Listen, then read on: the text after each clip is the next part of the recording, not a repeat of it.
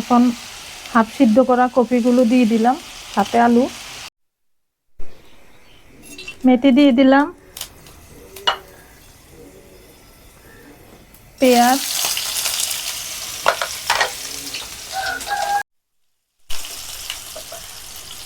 সামান্য একটু আদা বাটা, রসুন বাটা, এই যে বুগুলি দিয়ে দিলাম,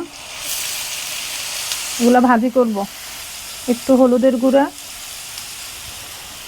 স্বাদ মতো লবণ। বুগুলি ভাজি খেতে কিন্তু অনেক মজা।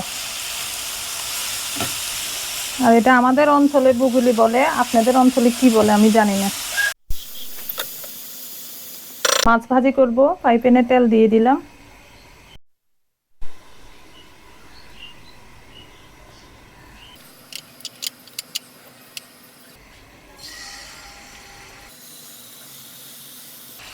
কফি দিয়ে রান্না করব, তাই মাছ ভাজি করে নিব। মাছ ভাজা হয়ে গেছে, এখন উঠাই ফেলবো। পেঁয়াজ,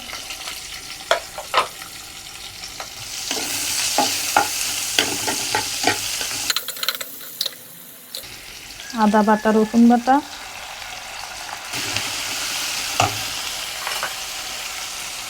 হলুদের গুঁড়া, মরিচের গুঁড়া, লবণ। এখন হাফ সিদ্ধ করা কপিগুলো দিয়ে দিলাম, সাথে আলু,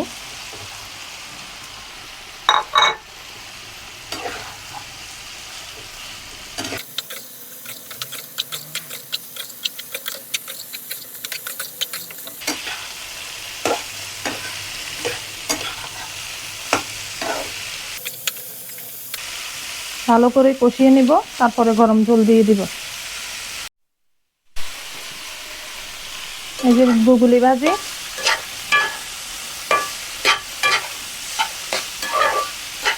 আর একটু পরে কাঁচামরিচ, ধনেপাতা দিয়ে দিব। বুগুলি ভাজি হয়ে গেছে, এখন কাঁচামরিচ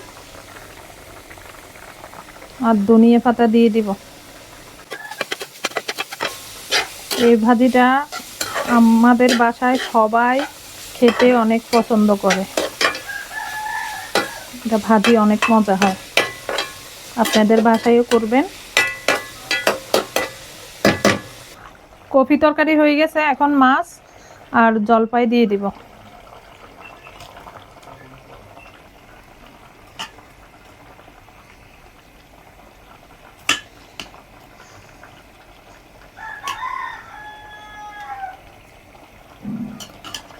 দুইটা জলপাই দিলাম।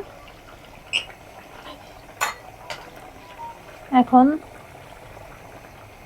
কয়েকটা কাঁচামরিচ দিয়ে দিব, ধনিয়া পাতা দিয়ে দিলাম।